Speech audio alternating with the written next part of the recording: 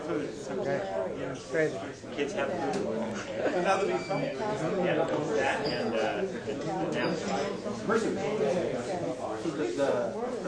Okay, let's get started.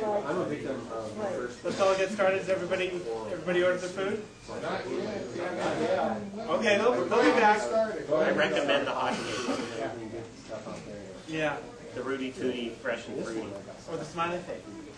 Yeah, the chocolate The smiley chocolate face. smiley face. Is that IHOP?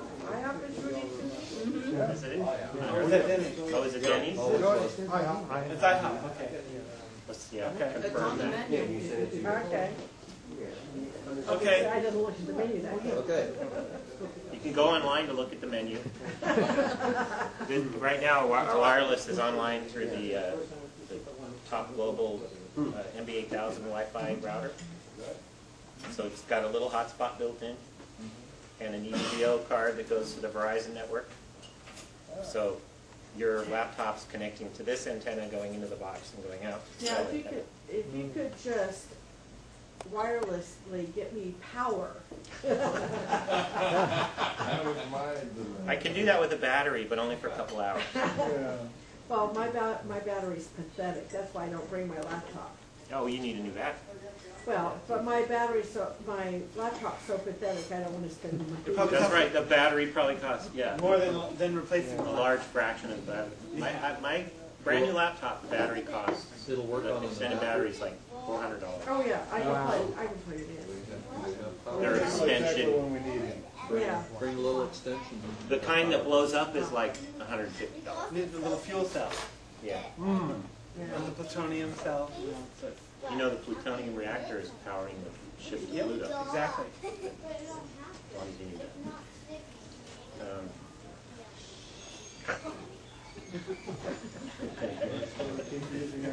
that. Okay. Yeah.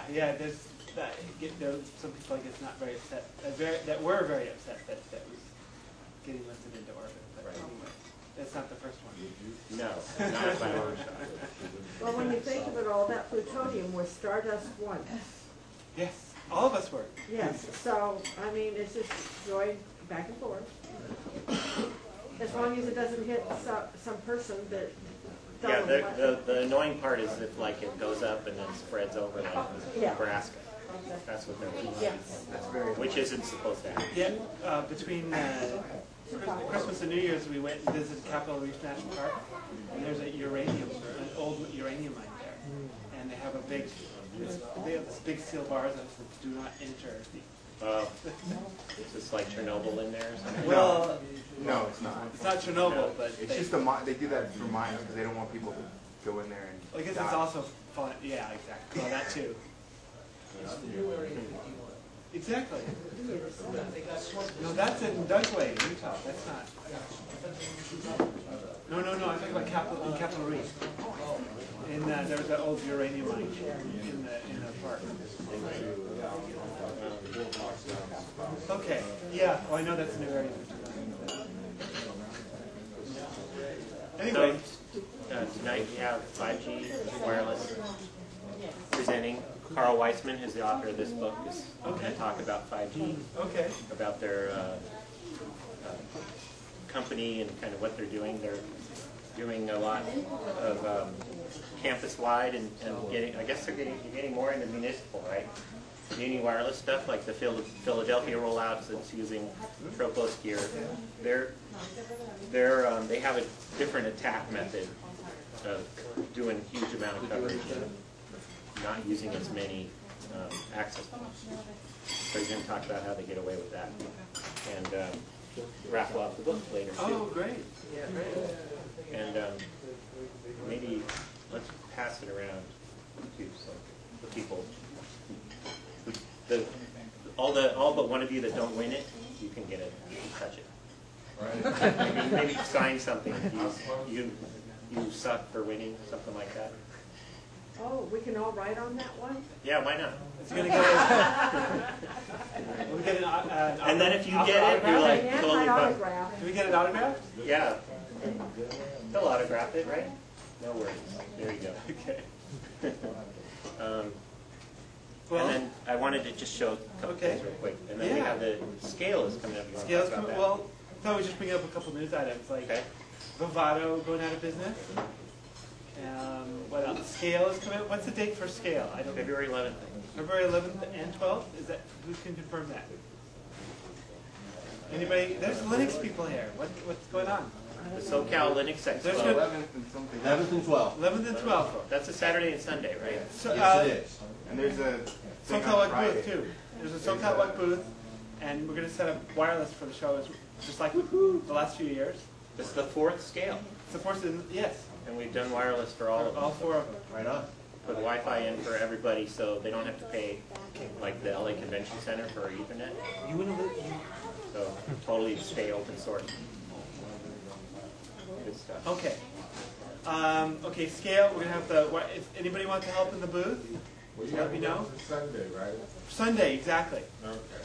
So I gotta get names on badges, and then you'll get in and everything.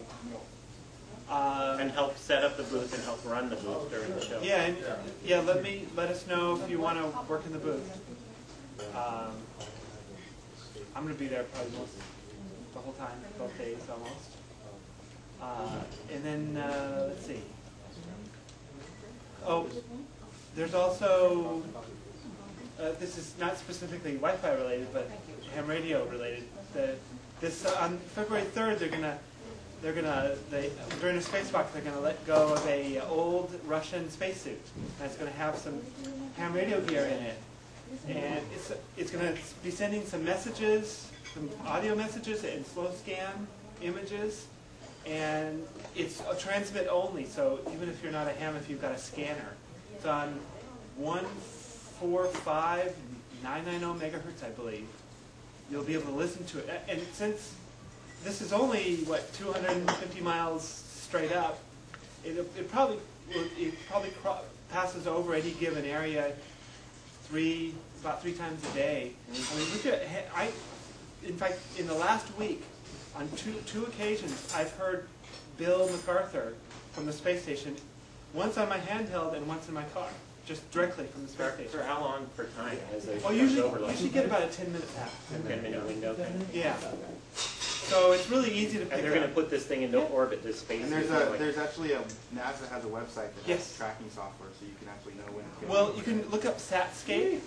SatScape is a software that will track the space. It's going to trail behind the space station. Well, because I Yeah. think I saw today that they on one of their websites they have a Right. Java client that will actually tell Okay. you specifically when the spacesuit will be over. What are they calling it? Like Suitsat. Man floating No, or they're something? calling it Suitsat. Yeah. Yeah. Suitsat. Okay. Suitsat. But the webpage is called JTrack, I think. Well, that tracks lots of things. Yeah, But there's but if you want to track other things as well, SatScape, I believe they'll have a new item for a new satellite for that as well. It's a freebie and it runs, and there's a bunch of them. But yeah, JTrack, you can track lots of different satellites. But I think it's only going to last for 3 or 4 or 5 days, and then the batteries go dead, and then at some point it'll re-enter and that'll be it. I'm sorry? No solar panel. A week worth of batteries. And Well, then you have to about 5 listen or to 6 find weeks. out. Pulling the legs, They're not right? gonna, as far as I know, they haven't announced what it is. No, I think it's sit down. I'll order some more if you'd like. I think someone stole their bacon. I wouldn't put it past Who them. took the bacon while they were gone? Not me. Yeah, I did it. Okay. All right, and okay, so on the 3rd during the spacewalk, they're going to just toss it out. Probably watch NASA TV for It'll all. be on NASA TV. I'm sure they'll have it on NASA TV. You go to ARRL.org and AMSAT.org are both places that have it. Well, AMSAT.org is the better the Amateur Radio Satellite Organization. And in fact, I just ordered a module, a SOCALWUG TV module that goes between my radio and my laptop. And you plug it into your sound card on your laptop. One end goes into your radio or scanner. The other end, hold on, you get just a couple more minutes and I'll be there. One end goes into your laptop or your PC, into the sound card. The other goes in, and there's free SOCALWUG software that you can download. I've never done SoScan. I've been. What does that do? Like loads a picture on your screen every minute or something? Well, it just transfers to it allows you to transmit and receive still images. Yeah, it's about 8 seconds a frame. 8 seconds a frame. Oh, okay. Yeah, so you can do it on a voice channel. Yeah. Oh, okay. You can do it on HF, on voice channel. Yeah. In color? Yeah. Yeah. Full color. Yeah. Slow. Slow. Well, next month it comes. I'm sorry, what? There's software for PCs, Linux, Yeah. and Oh, yeah. There's software for PDAs also. There's And that's something that you're SoScan for saying this too. you can set your laptop up and have an antenna like pointing at the sky or something. No, For no, 10 just minutes a it'll quarter come. wave. Just do a little quarter wave antenna. And then when the thing's over, passing over for 10 minutes, you'll get the pictures from the well, satellite. it's a little more complicated than that. If you just want to do that, you've got to allow for Doppler shift. At VHF, that's not as much of an issue. I can do packet and. Are you going to put that on the website? I'll put it up. It's on my blog right now. Oh, the link. I mean, the when you get the scans, you're going to upload some pictures. Yeah, I'll bring it here too. Cool. But no, I mean I've been able I to. found one video you've got it Doppler shift. Well, most Everyone looks red. most handhelds don't. You can't adjust to that fine of a. Okay, got it. If you take a look in most of the manuals, they'll have, here's how you set it up. You set it like with 5 or 6 channels. Oh, I understand that, but most of them, like the Kenwoods, will not do that small of a resolution. But you can still I understand. I know definitely with UHF, definitely have to do that. Any other news? Scale, Bravado. bravado, Do you know anything about those people buying it up? some design. I mean, they have assets, right? I don't know. You haven't heard. Oh, Pasadena has issued a RFP to do a municipal Wi-Fi network in Pasadena. I don't know if it. Either downtown or Old Town As far or as I know, it's the whole city.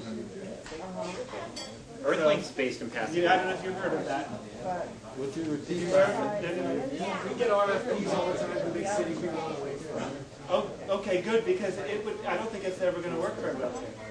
I have a lot to say. Okay, well, I'm anxious to hear about it. Okay, well, I'm done. I know you want to show this too. I just wanted to show, this is a wireless Wi-Fi voice over IP phone. It's a SIP phone. And it's not a cell phone, it looks a little bit like one. But it's just using the Wi-Fi network only. And it's linking up to this Wi-Fi hotspot, and it's giving, you can make phone calls. As long as you're close to a hotspot. As long as you're close to a hotspot. So what we have is this little mobile hotspot here with the cellular link up, the EVDO card, which is a unlimited data connection, and then using 2 or 3 Wi-Fi VoIP phones at the same time. You can just make calls, and it's kind of a way to bypass this, or bypass minute limit. Yep, neat. And also, just real quick, Can you hear me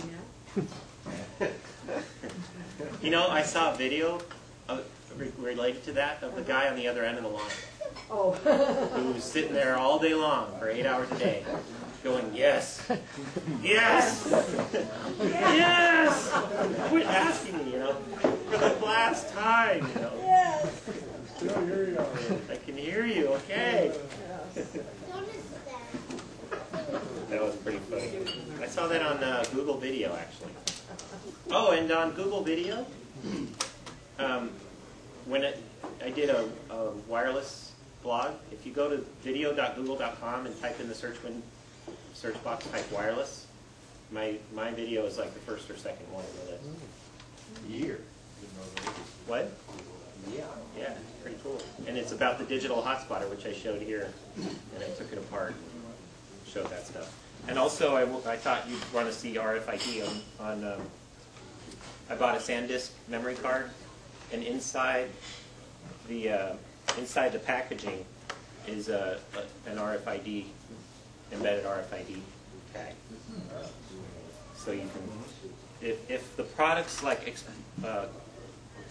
costs enough, they'll tag the individual products. So, and this is the anti-theft bar, but here's the RFID tag. It's this patch looking thing. Thought you want to see that. And If you wind up with a passport with one of those in it, you're gonna have to either wrap them or foil them. yep.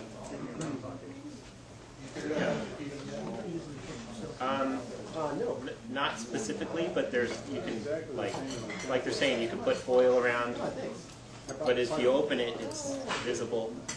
And the RFID tags, you can put them in microwave oven, yeah, to fry the chip. And the RFID tags operate across different frequencies, so you're not really sure which chip is which band, because they, you can if you have a reader writer. Most of them aren't going to be rewritable. Those are more expensive. So that one is just a serial number. Very nice. So that one there would be like an asset tracking thing, so they can scan and see what they have on the shelf. Or more likely, Best Buy probably doesn't do that in their stores. It's probably more likely on the assembly line and in the shipping. You know, in shipping it to the store, but while it's on the store shelves, I bet you they don't do that. They're just not at that level. Most of the stores that are doing RFID do it in the supply chain.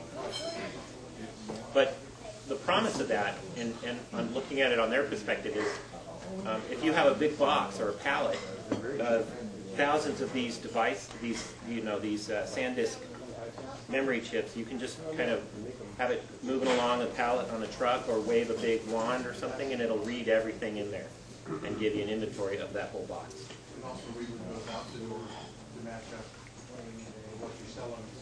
In theory, if they do that, that's possible. Yeah. Well, why don't we just eliminate the cash register? Just walk out the door and you have your embedded RFID in your shoulder and just deduct it from your bank account. Just go pick up what you want, walk out the door. So speaking of that kind of thing, the RFID, you can chip yourselves now. People are putting chips in their skin that have RFID so they can buy drinks. And there's a bar in Italy that's doing it. There's people that are doing it to themselves so they don't have to type their password on their computer, or when they get home, the door opens automatically, unlocks. And there's a new book out. It's called the Spy Chip something. It's like some kind of fear book about the number of the beast related to RFID chips. You know, the what's that called? The Revelations and the number of the beast. Is that it? So there's a whole book about how it's the number of the beast and RFIDs are bad. So. They're afraid it's a 666 megahertz. Yeah. Oh, yeah. So you can look at that. It's 612 if you want to. Okay. Do you want to get started? Okay. This is Carl Weisman from 5G. And what's your website? 5G Wireless, the number 5, gwireless.com. Okay. Thanks. Does anybody object if I sit? No. You guys are good. I'll stay a lot longer if I sit. Anyway, as Mike mentioned, I am the Vice President of Engineering of 5G Wireless. We're a public company, so there's some things I can't really talk about. I mean, technologically and also business-wise, but I can certainly tell you strategically what we're about. I had a whole PowerPoint presentation set up for today. It didn't make it, but we're going to try to get it up on the web. The title of the talk was Enmeshed in Wireless. Citywide architecture options or something like that. Anyway, there's a white paper on our website. It basically goes over point by point what I was going to talk about, so if you're compelled to learn more about this particular topic, you can go on our website anytime and pick it up. I'd like to talk about a little history of the Wi-Fi industry. I'd like to talk about the first generation was basically a couple of guys getting together and they wanted to get a couple of computers to talk together. That was like the first generation. That's morphed into what they call the enterprise today. The second generation was the hotspot. The third generation is the hot zone, which is like a college campus, a military base. The generation now is a municipality.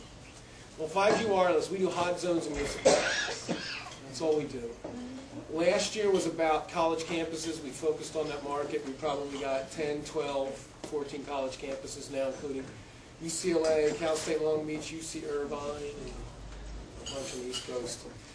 What's different about ours is we do the opposite of sort of dense access point deployment. Most people were brought up in the Cisco mindset. And the best story I heard so far was Kent State. You guys remember Kent State? They were 50% deployed wirelessly on their campus, and they had deployed 2,500 Cisco access points. They were looking to go up to 5,000 access points. Now, that's good work if you can get it, but I wouldn't want to manage it. Just to compare that, we have Cedarville.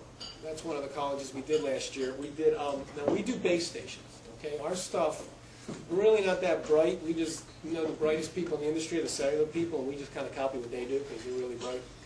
So we do what's known as big stick or cellular deployment, and we do 320-degree sectors. So, you'll see 3 antennas pointing out, each covering about 120 degrees. We put 3 of those up on a water tower and 1 of those up on a radio tower. We covered the outdoor campus. We did maybe 10 indoor base stations. Done. They loved it. Okay, that's how we approach college campuses. A couple of base stations outside, a couple of filling the dead spots inside. We don't need 500 access points.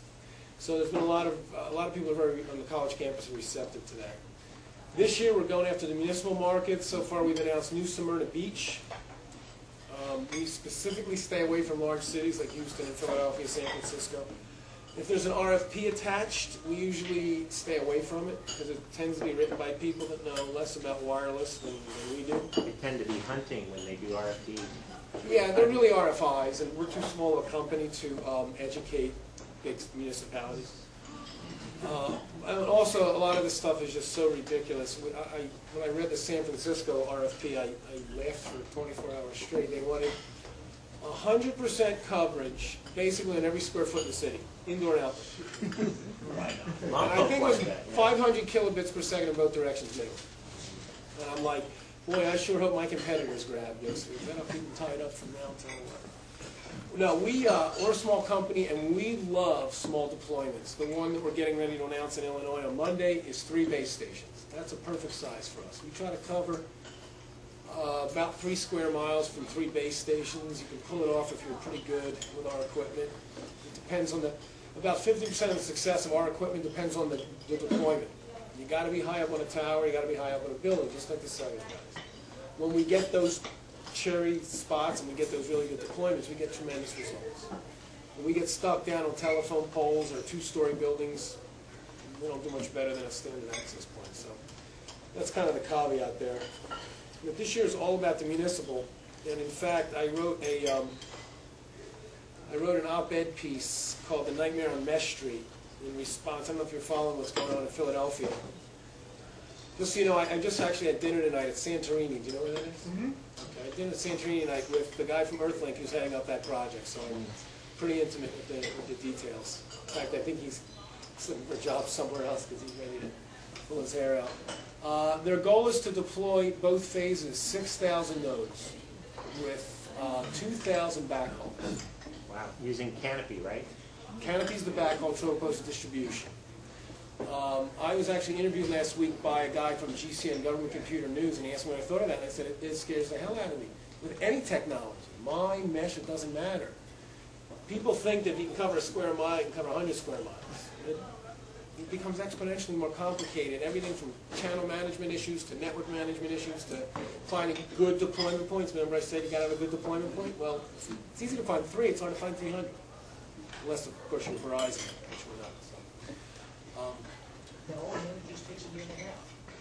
Well, and that's the op-ed piece. It's coming out, I know for sure. It was picked up by Broadband and Wireless magazine. I don't know if any of you get that. It'll be in the next issue. And I was doing this to make a point. I said, these 6,000 APs that they're putting up, if you deploy 6 a day, it's going to take 4 years to roll the system out. And by then you're going to go, should have done WiMAX, right? You could play with the numbers any way you want, but the reality is trying to fill up a city like Philadelphia with 100% wireless coverage is pretty difficult. Which is why our strategy as a company is to go after these rural, municipal, small, free base station kind of 3 square mile things, especially like in New Smyrna Beach, we did 3 base stations. We're going to scale hopefully to 10 or 12 base stations. But even that they do in phases. Nobody wants to do the whole thing all at once because you don't really know what you're going to get when you're deploying large-scale Wi-Fi. So you do 3, you figure out what you got, do more, and then fill it in with microcells. And that's kind of our philosophy. We are kind of following the cellular model. Does anybody have any questions? Otherwise, I'm just What kind of problems are you running across when you do either a segmented deployment or a full deployment of a 3-mile area? What kind of interference are you getting? What kind of issues are coming up? Well, I'll be honest with you, we don't know as much as we need to know because we're so early into this process. But I'll tell you, down in our Florida deployment, we have a lot of very heavy foliage. Okay, and we know about foliage, we know what it causes, but you almost think that the formulas are wrong. It's doing a lot more damage to our signals than we thought it was. It's very wet. And wet foliage is even worse, which makes a premium on the height even greater. The higher up you get, up to a point, you deal with foliage better. And that's a flat place too. Yeah, so 80 feet. Because what happens is if you've got a bunch of trees here and you're low, you're going through a whole lot of trees. If you're up high, you're going through less trees, just like you'd be going through less atmosphere if you're in the sun when you're hitting into the atmosphere. That we're seeing. Also, obviously, we're seeing unexplained phenomena. Can you see that? Dead spots where we shouldn't have dead spots. A range that's far in excess of what we thought it would be. Just, I shouldn't be a mile and a half being able to hook up to the tower, and yet here I am 190 meters away and I'm not getting it. Things like that. Where you need some pretty sophisticated troubleshooting tools. I mean, Air Magnet makes some good stuff now with their laptop analyzer and their what's their newest product? The laptop spectrum analyzer. It's based on Cognio. Is it? Yeah. Yeah. There's tools out there. It's not as sophisticated as the cellular guys have. Those guys have a whole suite of really cool stuff. It's because you operate in the unlicensed band, right? The 2.4, and your Wi-Fi compliant. So like a Centrino laptop can get on Absolutely natively. Yeah. And that's one of the things. As a small company, if you ever want to start your own company, you can end up anywhere you want, but you've got to start out standards compliant. Okay, because I can't afford to be both ends of the wireless link. I'm not big enough.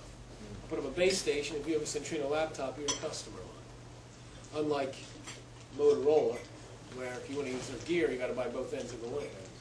Okay, I can't afford to build CPEs right now. That's a very different business model than building 30 base stations a month versus 3,000 CPEs or 30,000 CPEs a month. We're not in that business anymore. So can you address what kind of power you guys are transmitting? Is it still in a couple hundred milliwatt or is it over a watt? Well, municipalities? I don't want to get too technical into the FCC limits, but they've, back in 2004, I think it was, they used to have a limit of 1 watt power and 4 watts of EIRP, okay, from point to multipoint. And in 2004, they basically amended that for sectorized antennas.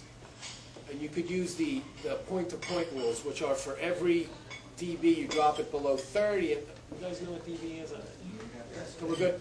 For every dB you drop it below 30, you can increase the antenna gain by 3 in a point-to-multipoint environment. Now there's some gray areas there, because it was only really meant to be 120 degrees total. It wasn't meant to be 120 degrees continuous. They've since relinquished that. So in theory, you can really blast the hell out of it. However, as you know, I know I'm telling you something you already know, the trick in the hot zone business is not getting the signal to the laptop. It's getting the signal back. You could put up 500 dBm, it doesn't matter. If I can't get that signal back, you don't have a connection. So what we do is we spend all our time trying to figure out how to help that signal back. Now that's like receive sensitivity? Receive sensitivity, antenna gain, ours is really about a kind of a slick antenna structure. We have a really clever antenna structure that operates with it, up to the limit of receive sensitivity. And we use all the capabilities in the Atheros chipset and some of the things that are not even standard Wi-Fi. For instance, one of the newest Atheros chipsets uses bandwidth shrinking. Okay? Everybody knows you shrink the bandwidth, you lower the noise floor, you can go further. Well, not every chipset has that. So if you put that feature in there, and the chipset has it, that chipset can go further. Yeah, that client can go further. If it doesn't, then it's standard Wi-Fi, and you only go as far as you normally would. That's so, like, if the client happens to have an Atheros Right, chipset, and they help the Atheros with that feature. with that driver or firmware or It something. would have to be that chipset, and it would have to be right. The driver would have to all support it enabled, also. and then they'll negotiate that and say, let's talk on a small band. Exactly. If it doesn't have that, then it defaults back to normal Wi-Fi. Are they phased array? Phased array. We're using a passive SDMA, space division multiple access, but we're doing some really clever things with it. Okay? Now, just as a point of view, you guys know about Bravado. Yeah.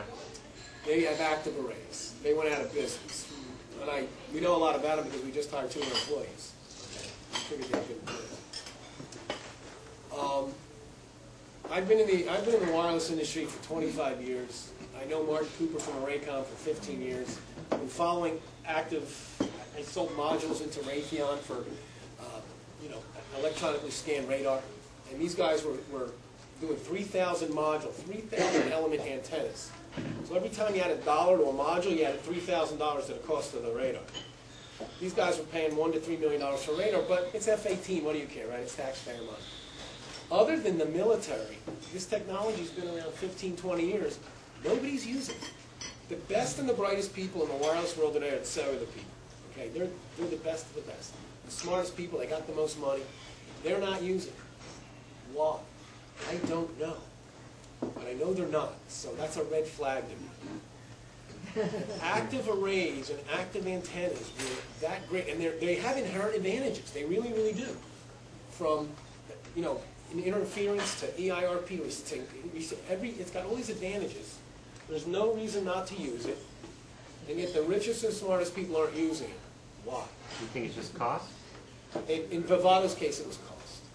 Give you the top two reasons. Right. Maintenance and troubleshooting. Could be. Could be. I don't know the answer. It was a rhetorical question. I played with the Ericsson engineers. We've gone over the whole thing. The problem comes in having a base station with remote antennas. You end up having to have a lot of electronics up on the tower where it's not maintainable. See? It's what we call OpEx. And it comes back to strictly cost versus benefit. So in cell towers, all the equipment is usually at the base, and then you run the wire, like cables up to the antenna? You got it. The only active thing they put up there typically is a TTA, tower top amp, Yep. to compensate for the loss in the cable.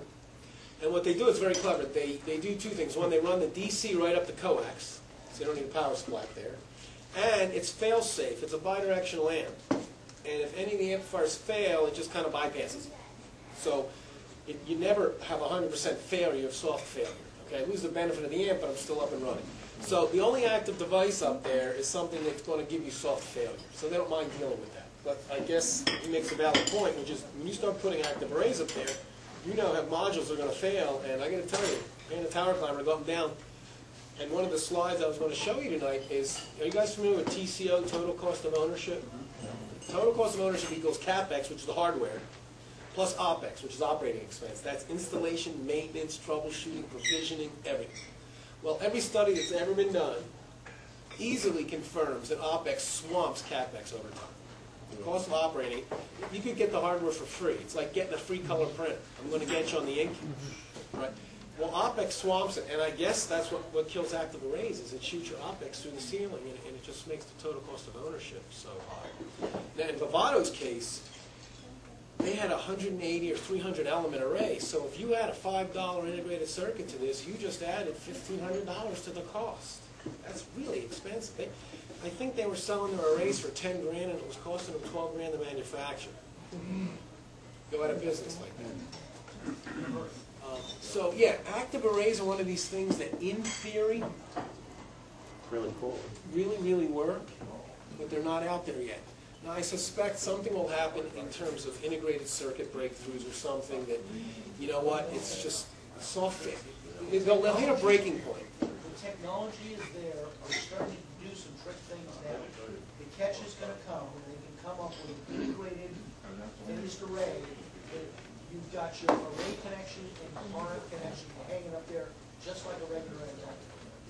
We have like 50 cables coming down. Right, when your reliability starts to get to that, 3.9, 4.9 kind of thing, they'll go, yeah, let's go for it, because there really are inherent advantages. And that's why we actually, yesterday I looked at all the intellectual property from Vivado. They're auctioning it off if anybody wants to buy it. But active array stuff just scares Do me. you think anyone's going to like buy and pick them up like Proxim or Terrabeam, IDI? There's nothing to pick up. There's no company there. They went out of business. But they are selling their intellectual property. It's four released patents and a bunch of applied for patents and a bunch of other half-developed stuff. But I mean, I read through it, and it's the stuff that scares me. I don't know enough about it. And since the guys that raised $70 million blew through most of it and couldn't make it work, I'm no smarter than they are. So we kind of passed on it. But we think. What's that? Yeah. Any other questions? Ask me about anything. I don't know the answer. What? What about Pasadena's plan? Well, it's funny. I told you, a good friend of mine is actually heading up the wireless Earthlink deployment in Philadelphia, and I met with him 6 months ago, and I basically made this offer. I said, I'll supply you free hardware to put a hot zone covering all of Old Town Pasadena. All you got to do is, pay me to install it, a couple of grand, and get permission to do it. Never got back. So, Probably could never. I was willing to light up. I was willing to do a hot zone in Old Town Pasadena for free. But the problem, the bigger the city, the bigger the politics. Yeah. Okay. And so that's another reason why we like Midwestern cities that we're not tiny.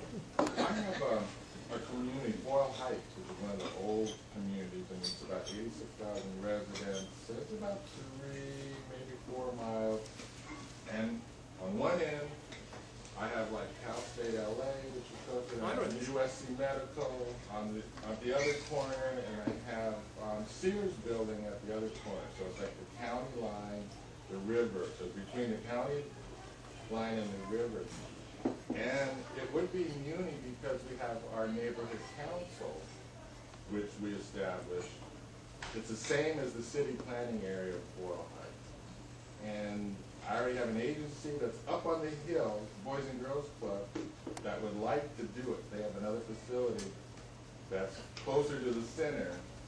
And so I would like to know how you would proceed with, quoting or bidding on something like that. Well, I'll give you a card, or you give me a card, and we'll somebody contact you. What we do is, I'll just give you a little bit of a 2-second overview of our process.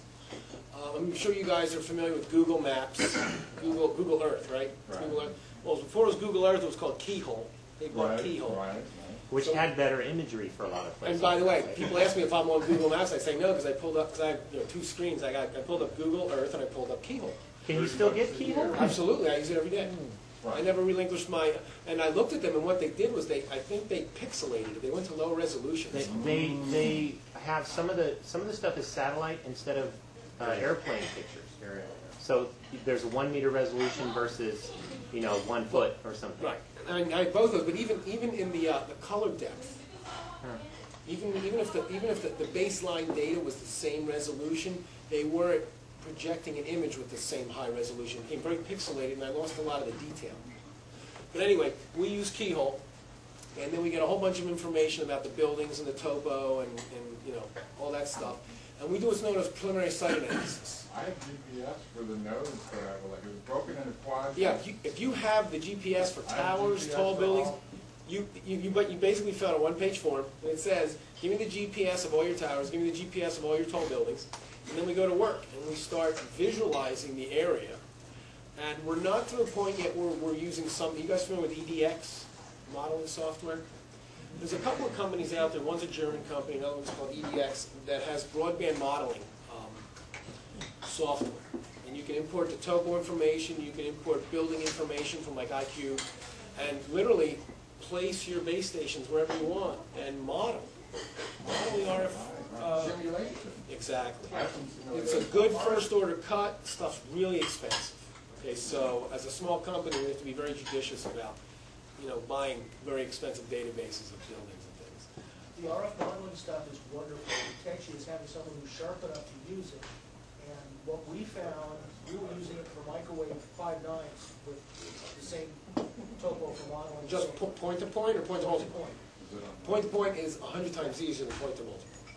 True, but we found we could get better results just by sending two guys out to either end, flash it, double check it, do a visual check, take some photographs, and be done with it.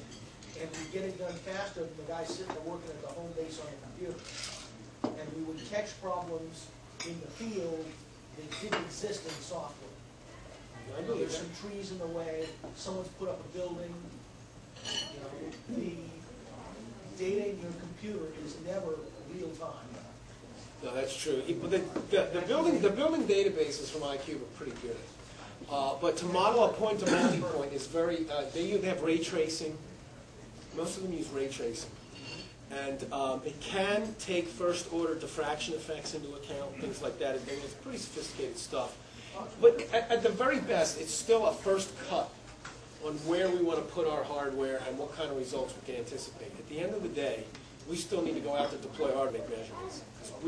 RF's still kind of black magic. Actually, what he was saying sounds real to me, because when I looked at our house on Google Earth, there was a tree we cut down a few years ago. It's on Google Earth, there's a big tree there. It's an 80-foot tree. It would be significant. But it's not there anymore. Yeah, those images are probably at least a year to 2 years old. I'd say at least, I'd say more like 3. I think that. Well, I know I looked at New Orleans today, and all the buildings were still there, so it's at least. Yeah. New Orleans, they actually have, they call it Katrina database, that they have they integrated it into Google Earth, and you can, when you launch Google Earth, you can select the database you want to use. And it used to have a legacy database, which was the Keyhole subscription. If you were a subscriber to Keyhole before they got bought, but then now that's not available. So I'm going to try to find out how to get access to those. What, to Keyhole? To the Keyhole. I don't know how you find Keyhole. I just know I bring it up on my computer every day. You still but I wouldn't know how to sign up for it now. I don't think you can. For Keyhole, Yeah. it's $30 a year. No, it's like $300 a year. Oh, for you have the extended version. That program. I don't know if you can sign up for it now. Can you? Is there? You still Can you? I look for the website. It's $29.95, but then they also have a professional one. Yeah. Yeah. Well, you're looking at Google Earth. No.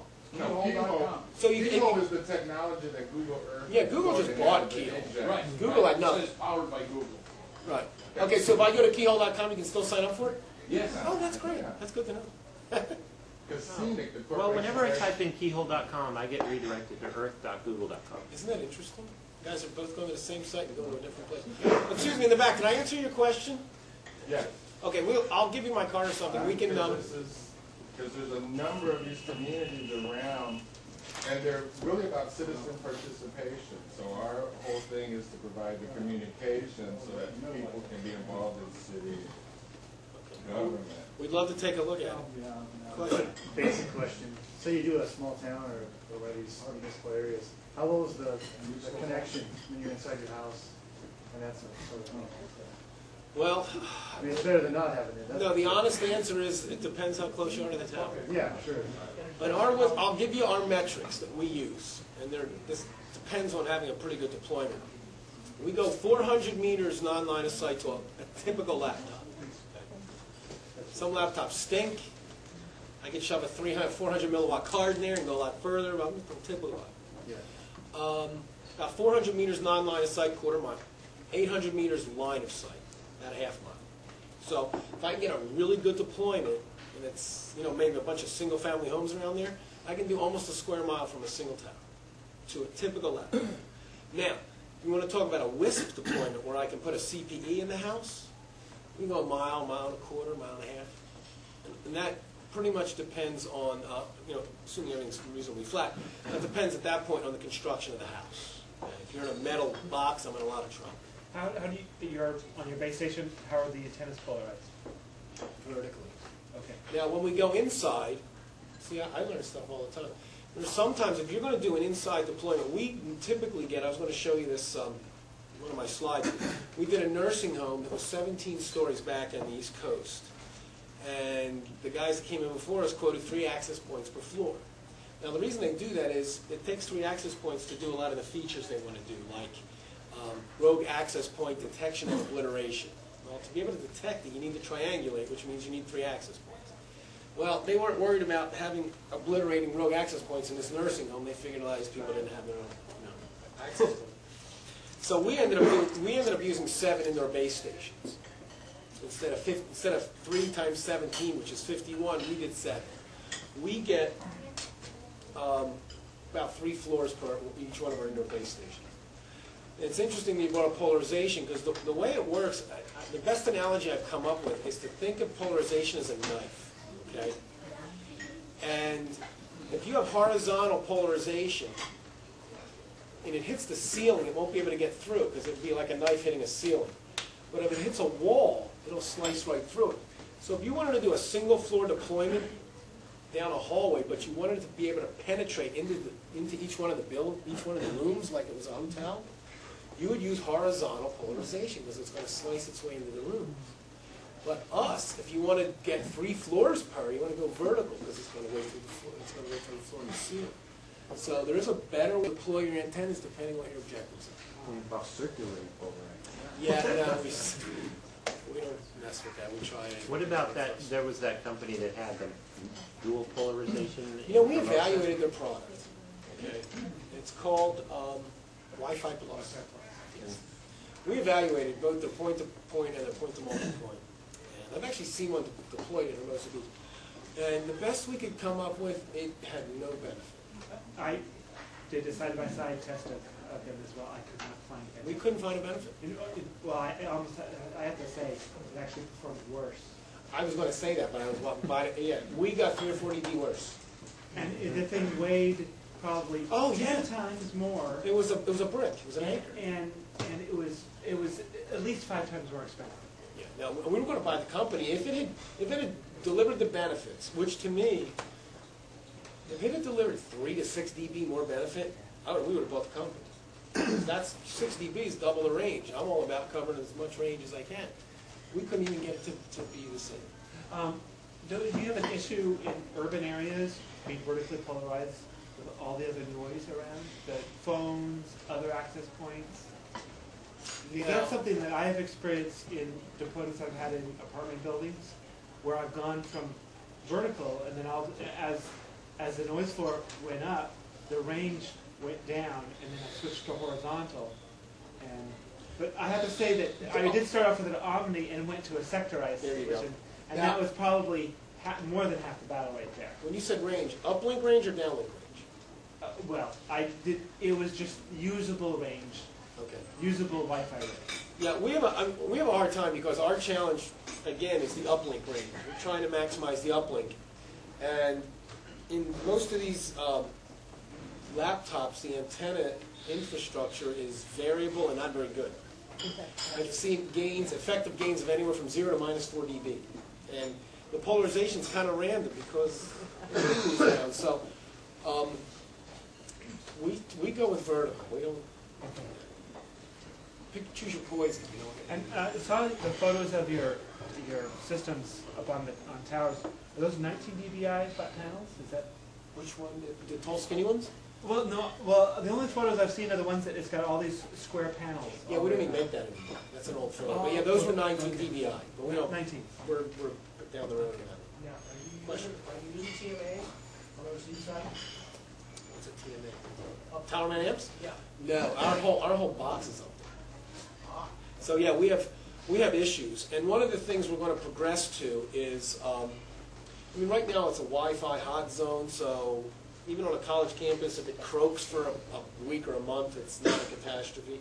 You start getting into the 4.9 and the municipal and the public safety becomes very important. And what we would do as a company, as an evolutionary path, is we would mimic what the cellular guys do, and that is we build in redundancy. We would put a fourth, for every 3 radio tower, I put a 4th radio and I put a little cross switch matrix in there, and as soon as I detected a down radio, I'd switch the new radio into that sector.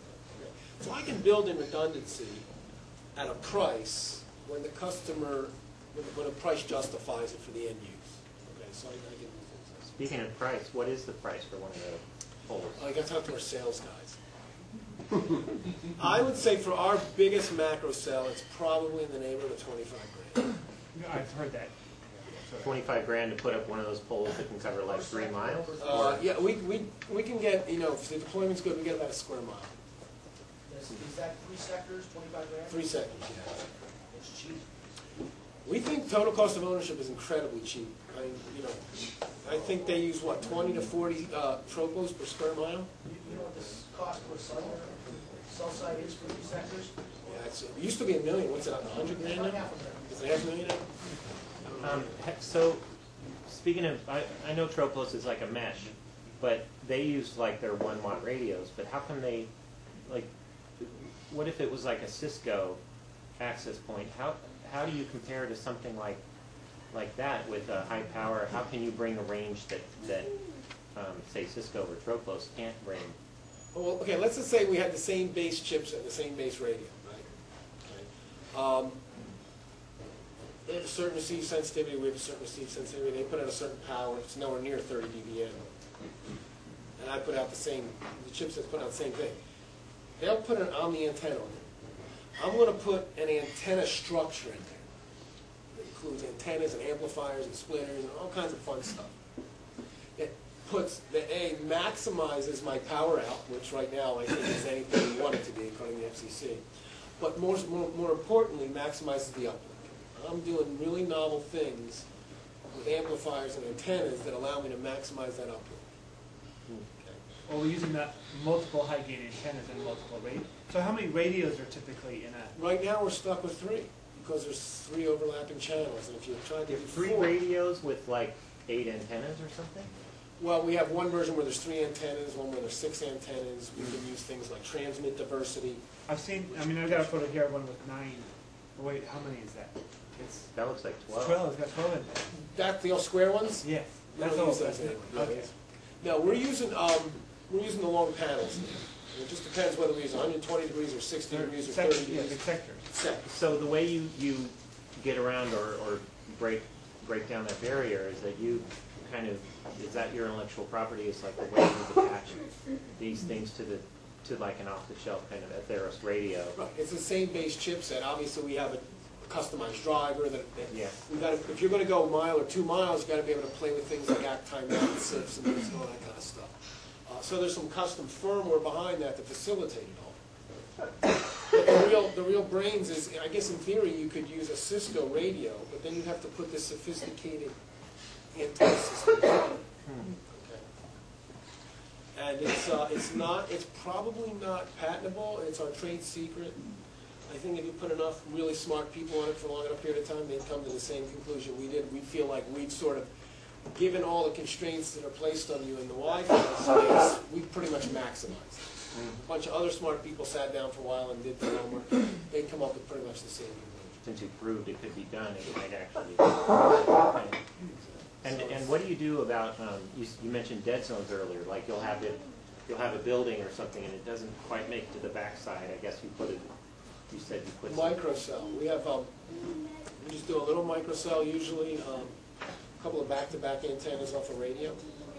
The challenge, of course, is getting it there. So we're coming out with a new product that's an A and a BG all in one, so you can have the back call and the distribution in one. But for right now, it's got to be hardwired, so you're going to need another deployment point to hardwire. Oh, it's a hardwired into that spot. Right now, it's hardwired. Back into... That's really not a problem because you got to have power anyway. Well, sometimes it's easier to get just power than to get power plus network connection.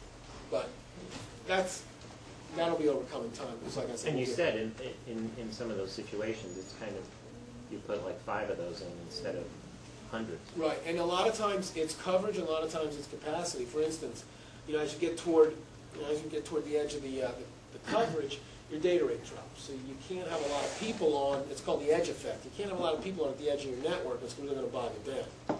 So even though theoretically we have coverage at the edge, if we've got a lot of people on the network there, we can't just let the macro cell be. We'll go ahead and put a microcell indoor base station there, outdoor base station for capacity purposes. Right. We want all those people in that little area to get a real strong signal, get a real high data rate. Look, we're not bright. We're just doing what some other guys do. We're just doing a different frequency. You can have a cell site that covers 20 square miles, but if you've got, the commons room with, 100 students in there all trying to use their computer, you don't want to be working off that one cell site. You want something right there locally taken care of them. Exactly.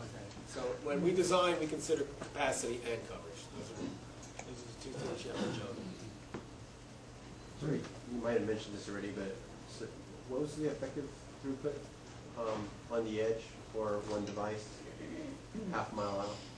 Oh, you're under a meg, aggregate throughput. Now, most of your packets there are going to be in the 1-2 meg range. No matter what you do, it's going to be ratcheted down, which means your actual throughput is probably 500 kilobits. So if you have like 5 people online, each Yeah, one 5 will be people, that's not a problem. 100K. 25 people, well, it depends what they're doing, obviously. If they're streaming video, it's a nightmare.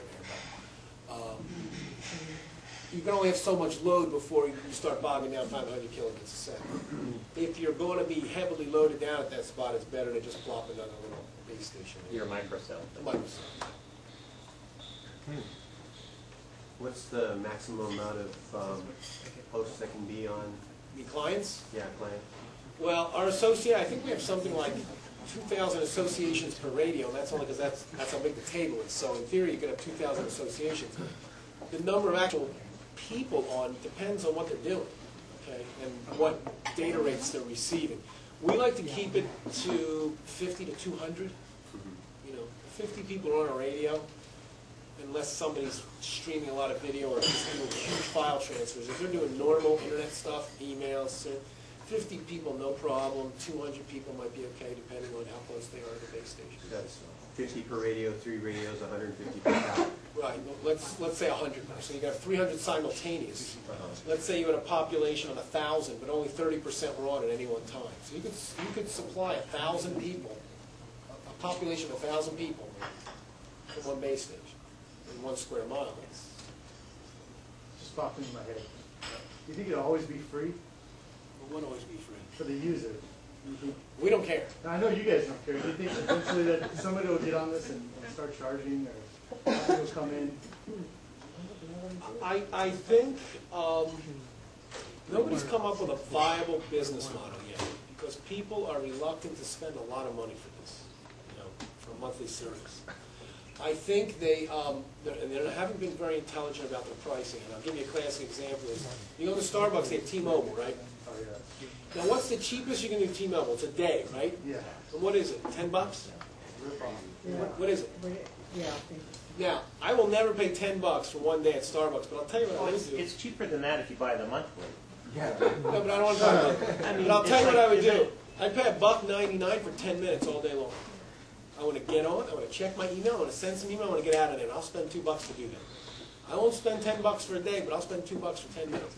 I think it's smart about getting it down to PayPal kinds of numbers. Here's 50 cents, here's 75 cents. I think they'll get the... You know what, I read an article a couple of years ago, they were taking... Remember all the GTE airphones they had in the planes? Yeah, they still have those. What are they, no, I read an article, they're taking them out. Or they were taking them out. Well, they're taking away their frequency. Oh, really? Right, 'cause nobody uses them. Terrorists. Because Verizon's still selling, Well, you can pay 10 bucks a month for 10 cents. what they're doing is they're letting them keep like 1 megahertz. of Right, that up to 4 or frequency 5, yeah, I read that. And they're selling the other half in either 1 or 2 parts to somebody to do broadband Yeah. internet. But the point is, they were taking these phones out because no one was using them. No one was using them because it was like $15 for 3 minutes. So instead of charging like $3 for 3 minutes and having people use it the whole flight, they're charging $15 and nobody was using it. So I don't think they're very intelligent about their pricing right now. But if they get intelligent about their pricing, I think, yes, it's not going to, I don't think it's going to be... You put Wi-Fi in the plane and have satellite uplink, and people just do voice over IP. Do their laptop. Or another thing, I think... The other thing It's already been done. coming out with small transponders for your cell phone, and then they're gathering that in a microcell in the aircraft, and then feeding that down to the ground. I know. I think How can we talk about cell phones? I think the viable business model is going to be like Hermosa Beach. What Hermosa Beach did was they said, we're going to put up free Wi-Fi for all our residents, and we're going to tax you. Now, you laugh, but you know what? It makes Hermosa Beach, in theory, more an attractive place to live. Yeah. And if it's invisible, maybe it's $1 a month, maybe it's $3 a month, I don't know what it is. But if it's painless and invisible, then that's probably the way it's going to More work. like a utility. It's a utility. And in fact, our business that we have down in New Smyrna Beach, our customer is a utility company. Yeah. They run the water, they run the electric, they run power, and oh, by the way, guess what? They're putting up Wi-Fi. That makes sense. They have access to the towers, they're the utility company. They got access to their backbone, the utility company. So I think that's the viable business model. Don't make me write a check for it every month, but if it's painless and invisible, and it's there, I'll use it. It's the same thing where SBC has started the same thing as T-Mobile. 3 years ago, I jumped on our CEO trying to say, hey, you gotta do this. No, there's no profit in it. And lo and behold, a year ago, oops, here it goes. SBC is gonna have Wi-Fi in various spots, and it's going like crazy, but it gets tacked onto your monthly phone bill. So it's painless. See that? I love that. I love painless. And T-Mobile's done the same thing. If you're on their cell phone system, you can get their Wi-Fi system wherever you are. It's actually a discount too. Yeah, for $17 a month. And it's amazing. I mean, here in California, you can't go 2 miles without tripping on a Starbucks. And there aren't all the time. You're out working late at night. Geez, you got to get connected and take care of something. Drive up next to a Starbucks and you're good to go. And I think the EVDO is also going to be a really big competitor. I read an article, because WiMAX is the next big thing. And they interviewed the top people at the laptop companies, the Dells of the world, and they said there's about 70 or 80% of them thought it's very likely that an EVDO or some 3G type product will be integrated into the next generation laptops, and 15 or 20% said it's likely that WiMAX will be integrated into the laptop. Intel has that on their roadmap for WiMAX. Intel wants WiMAX. Well, that's their beast. Yeah. That's Intel's baby. Sony's got one so right now, right? No, it's an EVDO. Well, it's a GSM Edge device. Yeah, it's Right, that's 3G. It's Cellular, as opposed to fixed broadband. The point is, it's possible that the cellular guys are where you're going to get your mobile connectivity from. It's possible. Well, they're liking to think that. The problem is the cost that they're charging and the cost for them boosting their infrastructure enough to handle that is astronomical. Weird. Because what's happening is they have macro cells. Just like fixed broadband, if you're out at the edge, right now, very few people have EVDO, so everybody's getting a great experience. You need free fiber to this office suite. They just laugh at you.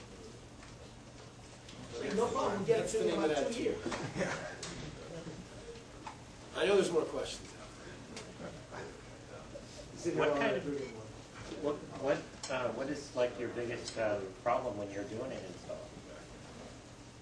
Oh, last week was a beauty. We showed up to the site and the union guys nailed us. We don't actually want to be in, we have an install team, but we don't want to be in the install business. We're in the process of recruiting, VARs, integrators, people that can install our equipment for us, and we're training them. So right now, they showed up, and the union guys came and flashed their badge and said, if you do this, we're going to picket you, and then at night when you go home, we're going to take your equipment down. Oh. So our guys had to stand there for a week and tell them what to do, and of course, these are union guys, and not moving that fast. I hope I don't offend anybody. This was out in Illinois. They weren't moving too That's fast. a little bit why Ford is in trouble. Florida? Ford. Oh, Ford, yeah. So, I mean, that's sort of anecdotal, but yeah, that's some of the issues we run into. And then there's just the gremlins, where you're getting, you predict, you do a network design, and you do a prediction, and that's why they go, can you hear me now? Because you can design it, you can predict it, but at some point you go out there and you measure it, and you're doing better in places where you're sitting there scratching your head, and then you've got a dead spot and you're sitting there scratching your head. So there's that.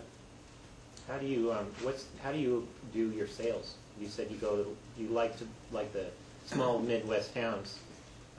We like small municipalities. Last year we focused on the college market. So there's two major college technological organizations. One's ACUDA, and the other one is EDUCALS. So we went to all their trade shows. And we get dozens and dozens of leads from them. And like what happened with us in Ohio, we couldn't make a sale in Ohio. The very first guy we went to was Cedarville, Ohio. It turns out Cedarville is a small Christian college in Ohio, which turns out to be the technological crown jewel of all the small schools in Ohio. You get this baby and you get the whole, well, it took us a year to convince them to go with our untested technology. Finally, we deployed it, we went and did a demo. We got like 6 more colleges in a month. We had to get that first one. When you're an unknown commodity, that first sale is really, really hard and really, really important. Is that how long you've been like doing this? Since No, the company's been around 3.5 years, but they started out as a WISP. They did that for a while, hated it. A WISP business is a tough business. It's 24/7 customer support is what it is.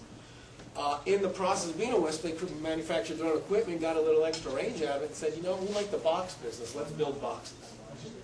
Then they brought in some smart engineers and said, well, let's figure out how we can make these boxes go as far as possible. So that's how. So the company's been around 3.5, but probably only 18 months in the business of selling boxes.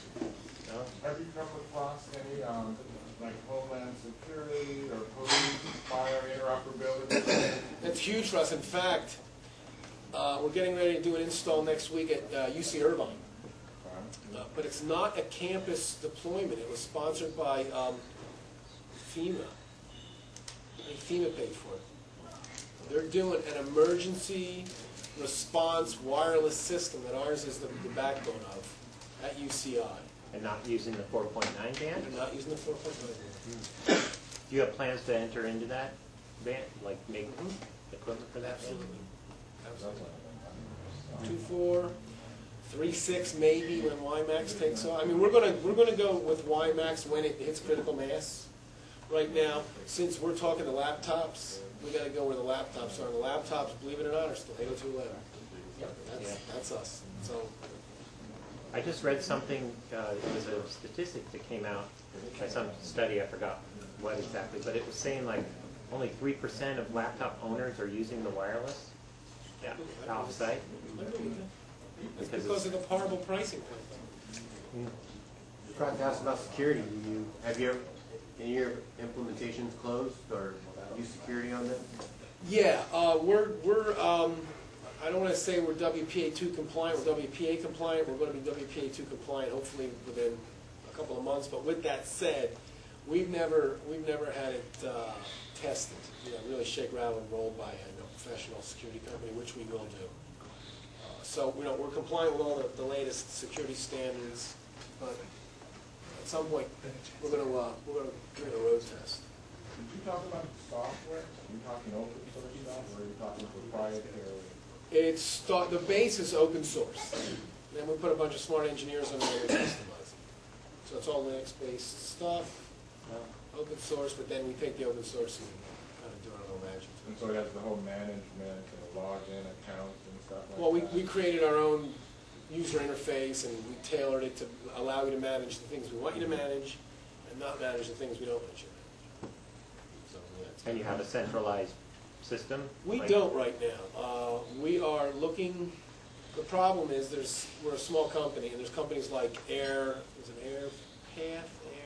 Airwave.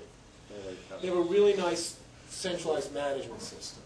You give them your little nib, and they synthesize it. Oh, yeah. And they want like, $50 grand or $100 grand. So like, you know what? For each deployment, right? No, they want a piece of each deployment, but just to take your MIB and be able to do an API for it. I think, who was it? I would say it's Airwave. Somebody, I was talking to a vendor who presented here a while back. Airpath? No, it might have been, I can't remember who it was now, actually. It might have been Air Magnet. But there was another, no, you know who it was? Tropos. They have a central management, like it's that kind of thing, like it's a licensed thing, so they weren't able to, change their model on that. Like you said, it had to be some amount per thing, so they couldn't donate it to a cause or anything like that. Well, we know we need a centralized management software, and we have a couple of candidates, but we got to do some development interface with it, so we'll have them before the end of the year. We're still evaluating our options. How many sites do you have deployed? Outdoor sites, let me say 25, if you count everybody. When they're all up and running good? They're in different stages. Something like UCLA's been up for a year now. Cal State Long Beach has been up for a year. The rest have been up for less than a year, probably. So different stages. Do they all integrate into the internet in different ways? Like UCLA will go into the school system, but like the Cedarville goes into like their T1 and it's free, or is there a billing, or? You know, I'm not always familiar with those details that I show. I know UCLA uses a lot of VPNs.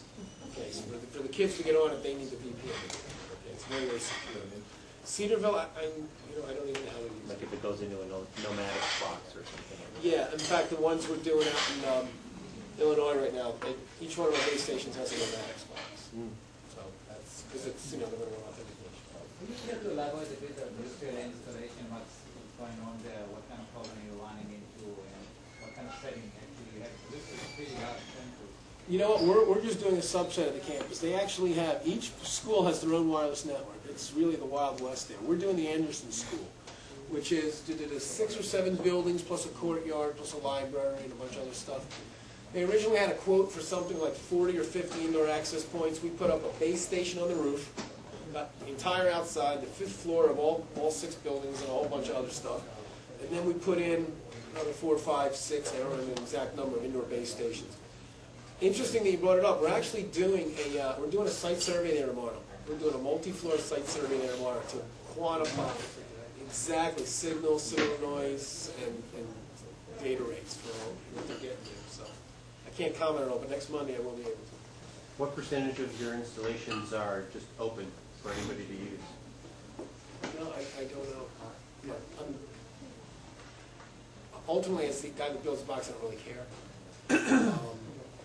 Most of the colleges seem to be doing the VPN thing. They want their students to have, kind of a crystal clear way into the network. A lot of them are also doing a open part of the network for visitors, temporary visitors. So I'm seeing a lot of multiple SSID kinds of deployments. That seems to be the standard on college campuses. You got them. Even the school has one, the kids have one, and then there's an open one. So that seems to be the standard on colleges. But ultimately, any way the customer wants to do it. Any more questions? Questions about this, about the book, anything? Oh, we have to raffle off the book. We have to raffle off the book? Oh, that's a good point. Let me go get, everybody get like a business card, or write your name on like a sugar packet or something. You want to do it that way, or have we could do it easy. You want to do it an easier way? Okay. Give me a napkin. A napkin? Doesn't have to be a napkin. Be a piece of paper. How many people are here? There were 30 earlier. Go away. I'm writing down a number. About 23.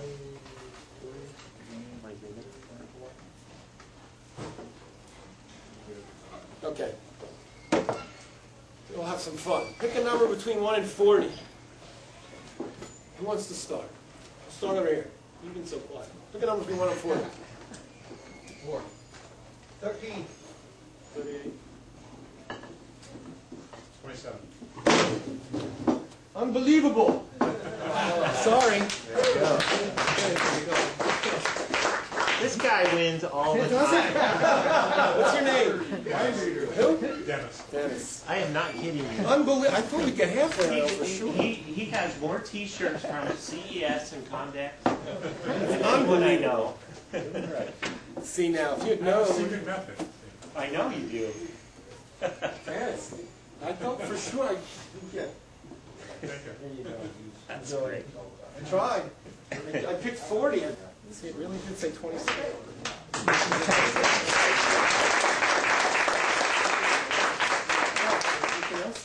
I'm going to, Baron from Signalwide is here. He does cellular amplifiers. So like in the car and wired. I showed one before, but he's got a finished product that it does like your cell phone. Does anyone have a cell phone? Here we go. Like you can make your cell phone, the bars go up, like it adds an extra bar of signal strength, and it can plug into one of the EVDO cards, and makes your signals stronger in weak areas. And it's, they're coming out with these ones. Are they legal? What's the first one to be What's available? that? Are they legal? Yes, they are. FCC pending. That's a wired unit, and then we also have a wireless version coming out. And this is basically what goes inside your car, like on the window or whatnot. So this is the interior antenna? Yeah. And this So is you the put this exterior. like on Going the back windshield window or or- back Oh, window? it's Underneath a your stick-on seat. thing. Yeah. Stick on the window. Yeah. And then this goes on the roof. Yeah, it's an exterior. Now that's Oh, what and an so antenna this- looks like, not the other stuff. That looks like an antenna that, Yeah. a duck This neck. is, So this is inside, like making the signal stronger in your car. it just brings it inside your car and amplifies it all the way. So your cell phone inside your car will have a great signal because it's linking. Right. That's a Right. wireless link, right? It Because finds the coverage, and in here through microprocessors, it amplifies the signal and distributes it within 5 to 6 feet, sometimes up to 10 inside of a car. So it's basically, How That's far what from it the does. tower do you have to be? it's more like a phone, so if you're close to the tower, power down. If you're away from the tower, it uses the maximum power. Say that you're it needs. within 26 miles of the tower.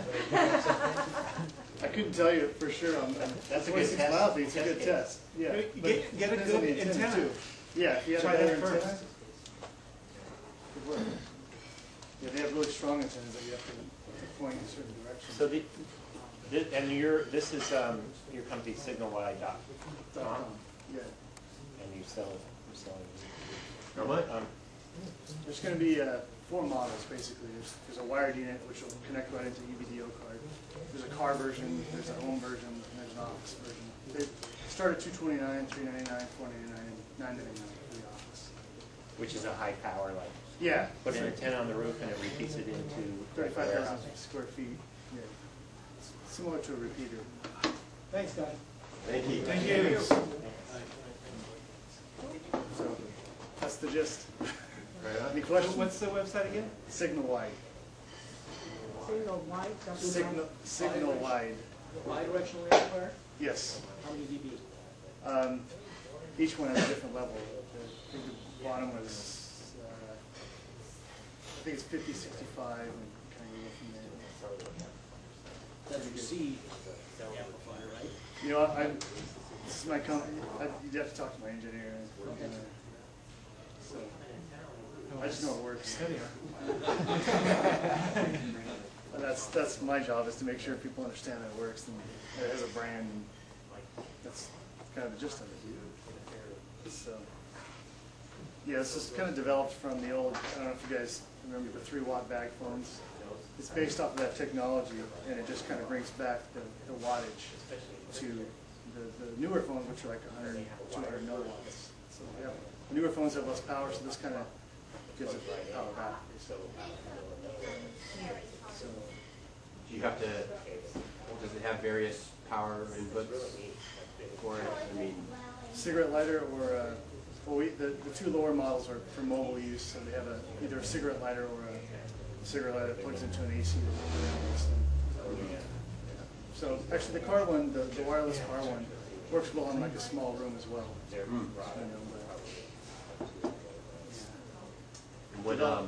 what carriers do you? This one, we have either dual band, which is 800 and 1900 together, or we have a Nextel unit, which will eventually be the other band.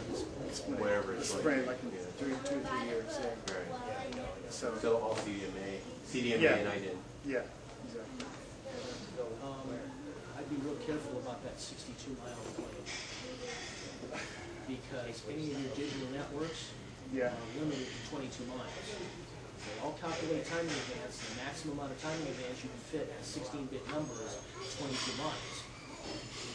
Sure. I mean, with a good antenna, though, I mean, you can. Doesn't matter. No. It doesn't matter. You got the speed If you're of outside, light. you've got a question. I have to transmit my signal so it's received at the exact instant here. Okay, that's a number that varies 16 bits wide.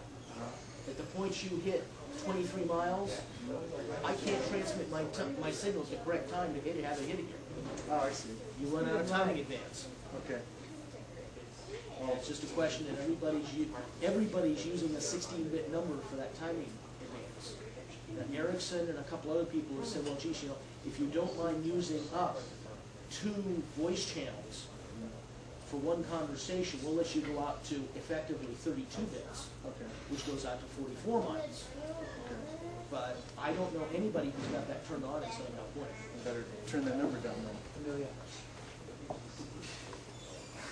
This has been an interesting night. It seems like everybody's learning something. Yeah. Well, The vendors are learning. I got a cellular guy here I need to talk to. Yeah. No, it's cool. I mean, I've been working with this for about maybe 6 or 7 months. You know, I come from a kind of more of a marketing side of things, so I'm learning about this as I go, basically. This is one of the more interesting, Let me pass around. He's used the wired version in Santa Barbara and Maui. Pretty good That's right, results. Maui, yeah, totally brought in from the side of a volcano, brought in the cell signal. And I was able to get on the internet using this, actually using this. My problem in getting out into areas where I've been camping or off-roading is still don't have line of sight to anything. There's nothing. Yeah, you need a little bit of reception. You need a little reception. That's the problem. Unless you had a Yagi antenna, which is a big sucker. It's still, there's Yeah, the there's mountain no line in of the sight. way. It's not going to help. You gotta have some It's reception. still line of sight, yeah, Yeah. exactly. No, the timing, you went out of timing advance. Yeah. Well, the hell with the time. Well, analog would work, right? Yeah, but nobody's using current analog anymore in the cell phone world. AT&T, we've still got the old AT&T analog cell sites, but guess what? They have to authenticate digital. Then they can go on to an analog channel. That's the way they're getting around the whole problem of cloning. You can't clone the digital authentication. The DAMPs. So you authenticate DAMPs, and then your phone will say, I want to go analog, and then it'll go to analog channel if there's one available. But I run headlong into that because a couple of spots I had up in the mountains, I knew if I had my Yankee, it pointed it down exactly at this point, I go, yep, there's the cell site, there's the signal, ka-chunk, I should be able to make a call. And about 2 years ago, I ran into, well, I've got the cell, it's trying to authenticate digital. And I'm going more than 22 miles. Okay. Oops. Time for a ham radio. You know what, I almost thought you were going to say, time for a hamburger. No, we've already had hamburgers if we have. Ham radio. It's all about the setting. Okay, make sure you pay your bill. Yeah. Okay. I have some of Carl's cards up here, and so you need to hire someone. Okay? Okay. Okay. I think we're done. I think we're done. That's it.